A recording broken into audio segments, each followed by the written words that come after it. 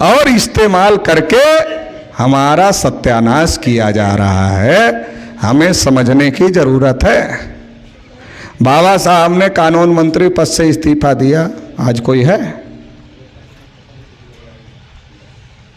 आज कोई है जो ये कहे ये करो, नहीं तो इस्तीफा देते?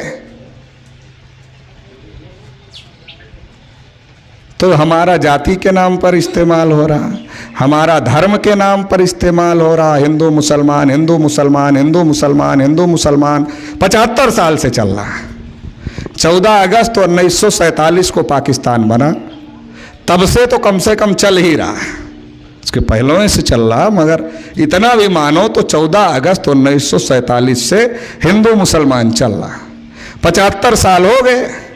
या तो हमें फायदा हो जाना चाहिए था, या तो मुसलमान को फायदा हो जाना चाहिए था। भाई दो आदमी लड़ते हैं तो दोनों में से किसी एक को फायदा होना चाहिए ना। मान लो हिंदू के नाम पर ओबीसी, एससी, एसटी और मुसलमान लड़ रहे हैं, तो या तो ओबीसी, एससी, एसटी को फायदा हो जाए, या तो मुसलमान को फायदा हो जाए। तो 75 साल में ओबीसी, एससी, एसटी की किसी पार्टी की 5 साल की सरकार सेंटर में चली? आज तक नहीं चली। इसका मतलब जहां से कानून बनता है वहां 75 साल में हम एक बार भी नहीं कर पाए। तो क्या मुसलमानों की किसी पार्टी की सरकार बनी 75 साल में? तो मुसलमानों की भी किसी पार्टी की सरकार नहीं बनी। हिंदू मुसलमान के नाम पर हम और मुसलमान लड़ रहे हैं। ना हमारी सरकार बन रही है, ना मुसलमान की सरकार बन रही है। सरकार 3.5% लोग बना रहे हैं और लड़ाई हम लड़ रहे हैं। जहां से कानून बनता है वहां ना हमारा कब्जा, ना मुसलमान का कब्जा, 3.5% की पार्टियों का कब्जा। जहां से कानून पर अमल होता है, भारत सरकार के कार्मिक मंत्रालय की रिपोर्ट है 79.2% क्लास 1, क्लास 2 की नौकरियों पर ब्राह्मण और ऊंची जाति का कब्जा है। तो मुसलमान कहाँ है और हम कहाँ हैं? जहां से न्याय मिलता है हाई कोर्ट और सुप्रीम कोर्ट में, टार्च लेके जाओ ढूंढो। है कोई यादव? पहले यादव ही ढूंढ लो। चूंकि ज्यादा प्रचार किया जाता कि यादव ले गए, पहले उन्हीं को ढूंढ लो। तो एक भी बैकवर्ड नहीं मिलेंगे, शेड्यूल कास्ट नहीं मिलेंगे, शेड्यूल ट्राइब नहीं मिलेंगे, ना के बराबर। तो क्या मुसलमान है? वो भी नहीं है। तो सवाल ये पैदा हो रहा है कि लड़ रहे हैं हम और मुसलमान, या तो हमारा फायदा होता या तो मुसलमान का फायदा होता। ना हमारा फायदा हो रहा, ना मुसलमान का फायदा हो रहा है। फायदा तीसरे का क्यों हो रहा है, ये सोचने का विषय। तीसरे का फायदा क्यों हो रहा है? जब हम मुसलमान लड़ रहे हैं, मुसलमान हारते तो हम जीतते, हम हारते तो मुसलमान जीतते। बात समझ में आती? जैसे शिवाजी महाराज और औरंगजेब लड़ते थे, जब शिवाजी जीतते थे तो राजपाट उनके कब्जे में, किला उनके कब्जे में, और जब औरंगजेब जीतते थे तो किला उनके कब्जे में। हम मुसलमान लड़ रहे हैं, जब मुसलमान जीतते तो उनका राजपाट आता, जब हम जीतते तो हमारा राजपाट आता। मगर न हमारा आ रहा है, न मुसलमान का आ रहा है, राजपाट तीसरे का आ रहा है। लड़ हम रहे हैं। इसका मतलब क्या है? इसका मतलब ये है लड़ हम जरूर रहे हैं, लड़ने वाले हम हैं, मगर लड़ाने वाला कोई और है। जो लड़ाने वाला है उसको फायदा हो रहा, लड़ने वाले को फायदा नहीं हो रहा है। बर मरे चाहे कन्या, पंडित को तो दक्षिणा से मतलब है ना। तो जो लड़ाने वाले हैं, चाहे मुसलमान मरे चाहे ओबीसी मरे, हिंदू मुसलमान तो होगा। जब हिंदू मुसलमान होगा तो हिंदू के नाम पर एससी, एसटी, ओबीसी 3.5 के पीछे खड़ा होगा, और 3.5 वाला जो गांव में पंच बनाने लायक नहीं है वो प्रधान से प्रधानमंत्री तक बनाने लायक हो जाता है। तो ये स्थिति हम लोगों की जागरूकता ना होने की वजह से देश में 75 साल से पैदा हो गई है और चल रही। ओबीसी के घरों मोहल्लों में जब पंडित लोग आते हैं तो क्या कहते हैं पता है? एक मुसलमान 14 बच्चे पैदा कर, देश पर मुसलमानों का कब्जा हो जाए। हमारा आदमी बहुत डर जाता है कि देश पर कब्जा हो जाएगा, बड़ा खतरनाक मामला है। कहता क्या करना पंडित जी, करना क्या है, सारे हिंदू को इकट्ठा होना पड़ेगा। अब इकट्ठा हिंदू होगा तो चमार जी के पीछे इकट्ठा होगा, हिंदू इकट्ठा होगा तो चमार जी के पीछे इकट्ठा होगा, कि पासी जी के पीछे इकट्ठा होगा, कि धोबी जी के पीछे इकट्ठा होगा, कि मौर्य जी के पीछे इकट्ठा होगा, कि पटेल जी के पीछे इकट्ठा होगा, कि यादव जी के। नहीं नहीं, ये तो ठेका ब्राह्मणों के पास में। हिंदुओं का हो जिसके पीछे इकट्ठा होना है वो तो पंडित जी के पीछे ही इकट्ठा हो। तो पंडित जी के पीछे इकट्ठा हो गया तो 3.5 में ओबीसी SC ST का परसेंटेज जुड़ गया और वो बहुसंख्यक हो गया। तो उनको फायदा हो रहा है मगर लड़ हम रहे, फायदा उनको हो रहा है मगर लड़ाया हमें जा रहा है और हमारे मुद्दे डाइवर्ट हो रहे हैं। जैसे मंडल कमीशन में जब हमारे साथ धोखेबाजी हुई, 52 को 27 मिला, 27 में क्रीमी लेयर लगा दिया। अब पूछो कि कौन से आर्टिकल में लिखा 50% से ज्यादा आरक्षण नहीं हो सकता, कहीं नहीं लिखा है। कौन से आर्टिकल में लिखा है क्रीमी लेयर होना चाहिए, कहीं नहीं लिखा है। तो धोखा हो गया ओबीसी के साथ। इस धोखे के खिलाफ ओबीसी संसद घेर सकता था, संसद घेरता तो समस्या बढ़ जाती, देना पड़ता। इसलिए ओबीसी के विनय कटियार, कल्याण सिंह, उमा भारती, परवीर तोगड़िया, रितंबरा जैसे तमाम नेताओं को आगे करके 6 दिसंबर को बाबरी मस्जिद गिरवा दी गई। चलो 10-12 करोड़ नौकरियां मिलती, अगर मंडल की लड़ाई ओबीसी समाज के लोग लड़ते तो 10-12 करोड़ नौकरियां ओबीसी को मिलती। चलो कुर्बान कर दिया मंदिर के नाम पर, तो मंदिर में तो हिस्सा ले लो।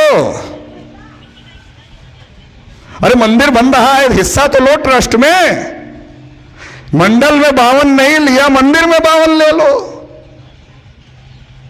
तो 52 नहीं, एक भी नहीं रखा, एक भी ओबीसी को मंदिर के ट्रस्ट में नहीं रखा। अरे हमने कहा यार ये विनय कटियार तो बहुत बड़े नेता थे, इनको ही रख लेते। उमा भारती भी बहुत बड़ी नेता थी, रितंबरा भी बहुत बड़ी नेता थी। अरे ये सब अब हिंदू नहीं है क्या? जब मस्जिद गिराना था तब ये सब हिंदू थे, अब नहीं है क्या? तो ओबीसी का इस्तेमाल हो रहा है, ओबीसी का इस्तेमाल हो रहा है। 3 समय हम बहुत बड़े वाले हिंदू होते हैं। वोट डालना है तो हम हिंदू बढ़िया वाले, चंदा देना है हम हिंदू बढ़िया वाले, मुसलमान से लड़ना है हिंदू बढ़िया वाले, अधिकार मांगोगे हिंदू नहीं हो, अधिकार मांगोगे हिंदू नहीं हो, बाकी सबके लिए हिंदू। तो देश में ये सारा खेला चल रहा है। अगर ओबीसी के लोग जागृत नहीं हुए तो ये खेला चलता रहेगा। 14 में मोदी जी आए और कहने लगे कि मैं तो पिछड़ी जाति का हूं इसलिए मेरा अपमान होता है। तो हमारे लोगों ने सोचा यार पिछड़ी जाति का अपमान तो होता ही है, प्रधानमंत्री बना लेंगे तो सारे अपमान का बदला ले लेंगे। तो बना दिया। कहा भी उन लोगों ने कि सबका साथ और सबका विकास। तो अपने लोग तो ज्यादा ही समझदार हैं, ज्यादा समझदार हैं, तो तुरंत समझ गए कि विकास तो बाद में होगा, पहले साथ देना पड़ता है। तो हमारे लोगों ने 14 के इलेक्शन में मोदी जी को साथ दे दिया, मोदी जी देश के प्रधानमंत्री बन गए। इतने से मन नहीं भरा हमारे लोगों को, तो दोबारा 2019 में भी साथ दे दिया। तो हमने पूछा क्यों साथ दे दिया? कहा बेचारा क्या करता 5 साल में, कहा 5 साल में क्या करता बेचारा। हमने कहा हाँ ये बात तो है कि बेचारा 5 साल में कुछ कर नहीं पाया। तुम्हारे 314 बच्चे ओबीसी के यूपीएससी की परीक्षा पास किए थे, उनकी नियुक्ति रोक दिया, इतना ही कर पाया बेचारा 5 साल में। फिर तुम्हारे बच्चों की स्कॉलरशिप बंद कर दिया, इतना कर पाया बेचारा 5 साल में। तुमको कोई बजट ही नहीं दिया, इतना कर पाया बेचारा 5 साल में। ज्यादा कर नहीं पाया, दोबारा मौका देना जरूरी था, तभी तो और ज्यादा करेगा बेचारा। तो 19 में दोबारा मौका दे दिया। सुप्रीम कोर्ट में मोदी जी ने एफिडेविट लगा दिया कि ओबीसी की गिनती नहीं करें।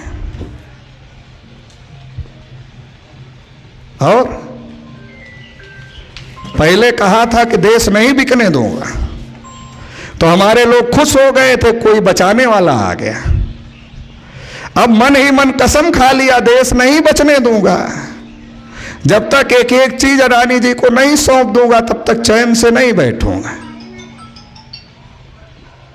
तो एक एक चीज बेची जा रही है। जितने लोग बैठे हैं जिनकी नौकरी पाने की उम्र है, उनको अगर आज की तारीख में सबकी प्रबल इच्छा है कि हमें सरकारी नौकरी मिले, और जिसकी उम्र निकल गई वो सोच रहा है हमारे बेटा को सरकारी मिले, बेटी को सरकारी मिले, पोता को सरकारी मिले, पोती को सरकारी नौकरी मिले। हमारा सवाल ये है, जब मोदी जी कसम खा लिए हैं कि सब सरकारी प्राइवेट कर देंगे, तो जब सरकारी नहीं रहेगा तो सरकारी नौकरी कहां से रहेगी? और जब सरकारी नौकरी नहीं रहेगी तो आपके बेटा बेटी को सरकारी नौकरी कैसे मिलेगी? तो ये पता कहां है? टीवी वाले थोड़े ही दिखाते हैं, इसलिए तो यात्रा चलाना पड़ता है बताने के लिए। ये टीवी वाले नहीं बताते हैं, इसलिए यात्रा चलाना पड़ता। और जो हम आरक्षण की बात कर रहे हैं, आरक्षण सरकारी जगह पर है। जब सरकारी खत्म, आरक्षण खत्म, आरक्षण खत्म तो आपके बच्चों की नौकरी खत्म। तो देश में ये खेला चल रहा है, केवल नौकरी खत्म करने का खेला नहीं चल रहा। 3 कानून किसानों के खिलाफ क्यों लाए गए थे? कि आपकी जमीन भी अडानी के पास चली जाए, पूंजीपतियों के पास चली जाए, इसके लिए 3 कानून लाए गए थे। ठीक है, वो अभी सफल नहीं हो पाए, लेकिन मन नहीं बदला है। अगर कहीं एक बार और सोच लिया कि बेचारा क्या करे, तो अब की वो भी करके दिखा देगा। क्योंकि एक बार तो सोच ही लिया बेचारा 5 साल में क्या करे। क्योंकि वो बीजेपी आरएसएस वाले फिर आएंगे और कहेंगे 75 साल से बर्बाद करके रखा हुआ था, हम तो सुधार रहे हैं, तो आप मान जाओगे। तो इसलिए आपको बता रहे हैं, आपके बच्चों की जो पढ़ाई लिखाई है, हम तो प्राइमरी स्कूल में पढ़े, आप में से बहुत लोग प्राइमरी स्कूल में पढ़े, बहुत लोग डीएम हो गए, एसपी हो गए, कलेक्टर हो गए, इंजीनियर हो गए, डॉक्टर हो गए, प्रोफेसर हो गए प्राइमरी स्कूल में पढ़कर। उस समय प्राइमरी में पढ़ाई होती थी, आज नहीं होती है। तब क्यों होती थी, अब क्यों नहीं होती है? बड़ा सवाल पैदा है। तब बैठने के लिए टाट पट्टी नहीं होती थी स्कूल में, तो घर से हम लोग लेके जाते थे। कापी नहीं होती थी तो हम लोग तख्ती लेकर के जाते थे। पेड़ बिल्डिंग नहीं होती थी तो पेड़ के नीचे पढ़ाई होती थी। लेकिन तब और कुछ नहीं होता था, पढ़ाई होती थी। और अब बिल्डिंग भी हो गई, टाट पट्टी भी हो गई, कुर्सी भी हो गई, सारी व्यवस्था हो गई। अब सब कुछ होता है पढ़ाई छोड़कर।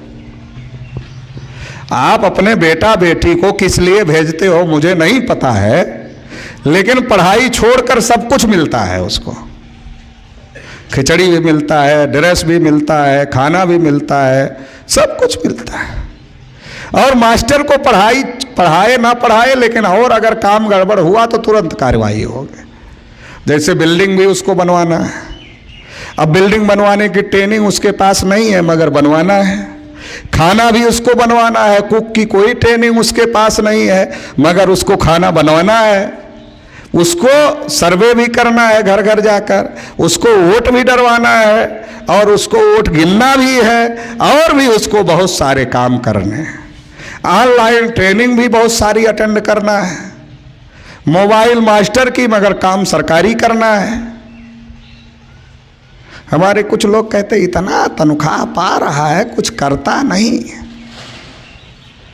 5 तक क्लास है, उसमें कितने मास्टर हैं? 2। तो 2 मास्टर जानवरों की तरीके से हाँक कर उनको कमरे में बिठा कर रख सकते हैं, पढ़ा नहीं सकते। प्राइवेट स्कूल में एक क्लास में 1 मास्टर होता है, और सरकारी स्कूल में 1 क्लास में 5 क्लास में 2 मास्टर।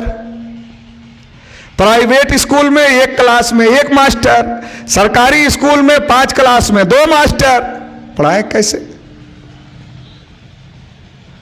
तो सरकार तो चाहती है इतने पढ़ लिख गए, इन्हीं से समस्या पैदा हो गई। रोज कहते रोजगार दो, ये झंझट ही खत्म हो जाएगी। जब पढ़ाई खत्म, झंझट खत्म। और फिर ये रोजगार तक ही नहीं टिकते, फिर इनको रोजगार ना दो तो कहते हैं हम अपनी सरकार बना लें, तो और संकट।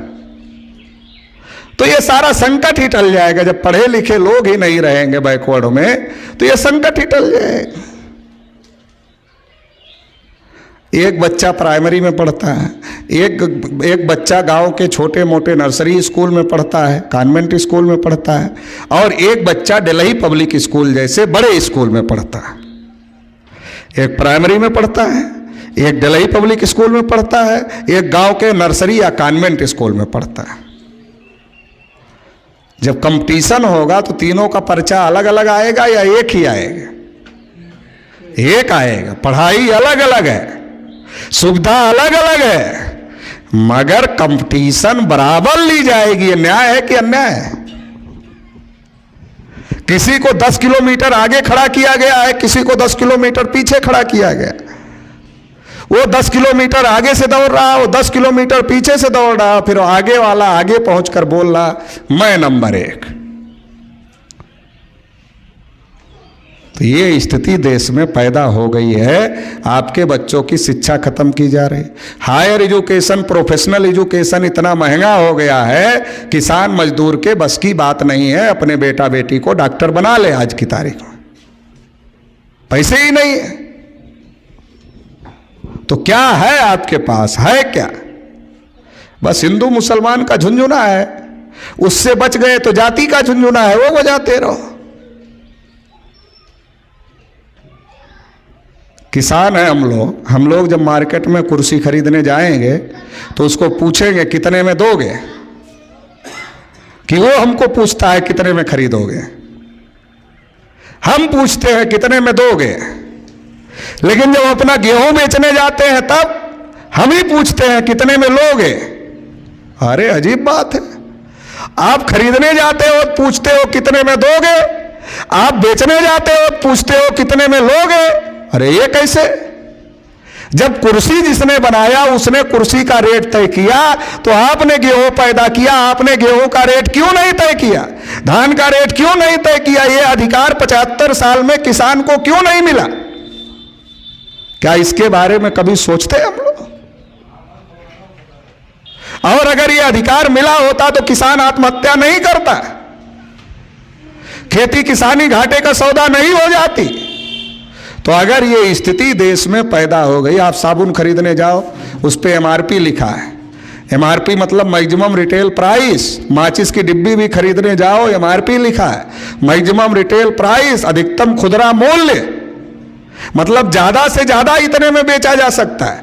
जितने में ज्यादा से ज्यादा बेचा जा सकता उतने में आपको लोग सामान अपना बेच रहे हैं। और आप क्या कह रहे हो? किसान क्या कह रहा है? हमें मिनिमम सपोर्ट प्राइस दे दो। वो अपना मैक्सिमम पर बेच रहे हैं और हम अपने लिए मिनिमम मांग रहे हैं। हमको मिनिमम भी सरकार देने के लिए तैयार नहीं है। लेकिन ये मुद्दा इलेक्शन का मुद्दा नहीं होता है, इलेक्शन का मुद्दा जाति और धर्म होता है। इसलिए 75 साल में हमारी समस्याओं का समाधान नहीं हो पाया। इसलिए हम लोगों को अब अपनी चर्चा करने की जरूरत है, दूसरे की चर्चा करने की जरूरत नहीं है, और अपने हक अधिकार की लड़ाई को लड़ने की जरूरत है। जिसकी जितनी संख्या भारी उसकी उतनी हिस्सेदारी, सबकी गिनती करो, जिसकी जितनी संख्या है उसको उतना हिस्सा मिलना चाहिए। ये लड़ाई अब हम लोगों को लड़ना होगा। समय ज़्यादा हो रहा है, इसलिए इतना ही इस मौके पर कहते हुए अपनी बात समाप्त करता हूँ। आप सभी लोगों ने मुझे सुना, इसके लिए बहुत बहुत आभार, बहुत बहुत धन्यवाद। साथियों, आईने को आईना क्या दिखाना, आईनाकारों को अब आईना दिखाना है।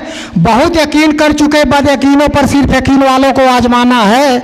आप अपनी संख्या देख करके हताश मत होइए, क्योंकि कई बोरा सड़ा गला अनाज से एक मुट्ठी अंकुरित बीज ही अच्छे होते हैं। इसलिए आप अपने समाज में अपने नात रिश्तेदारों को जागृत करिए, इससे आने वाली पीढ़ी आज़ाद होगी।